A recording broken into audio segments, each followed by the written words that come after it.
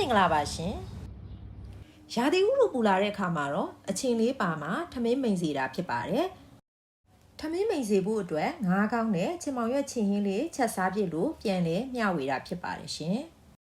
တန့်စင်အောင်စီးကြောပြီးတဲ့ငါးတွေကိုတော့စားစရင်ဟင်းသီးရွက်မုံငပြာရည်တို့နဲ့နေပြီးနှက်ထားပေးရမှာဖြစ်ပါတယ်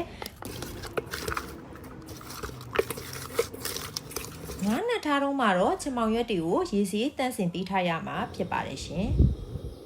စီတက်တဲ့ခါမှာတော့စက်သွန်ဖြူစက်သွန်အနီအယောင်တင်မို့အနှဲငယ်ထည့်ပြီးလုံးထားတဲ့ငါးကောင်းတွေကိုနာနာလေးစီတက်ပေးရမှာဖြစ်ပါတယ်ရှင်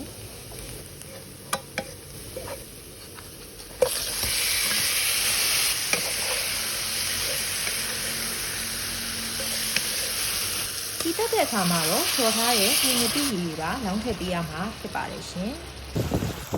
ပြီးရင်တော့ချွေထားတဲ့ချင်မောင်ရွက်တွေကိုထည့်ပြီးခစ်တာအုပ်ထားပေးရမှာဖြစ်ပါတယ်ချင်မောင်ရွက်နွမ်းတဲ့အခါမှာတော့ငရုတ်သီးစိမ်းကိုကြိုက်ရင်ထည့်ပေးလို့ရပါတယ်မကြိုက်ရင်လည်းမထည့်ပါနဲ့ရှင်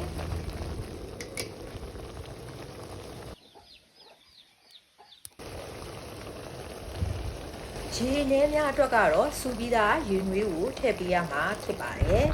ဟင်းဟုတ်ဆိုရင်တော့နနမင်းလေးအုပ်ပြီးချလို့ရပါပြီရှင်ကုန်ကြစိတ်လည်းတက်တာပြီထမင်းလည်းမိန်စီတဲ့ငါးကောင်းချင်မောင်ရွက်ဟင်းလေးရပါပြီရှင်စားကြပါအောင်ရှင်အားလုံးကိုကျေးဇူးတင်ပါတယ်ကောင်းစားရင်မင်းဖြစ်ပါတယ်ရှင်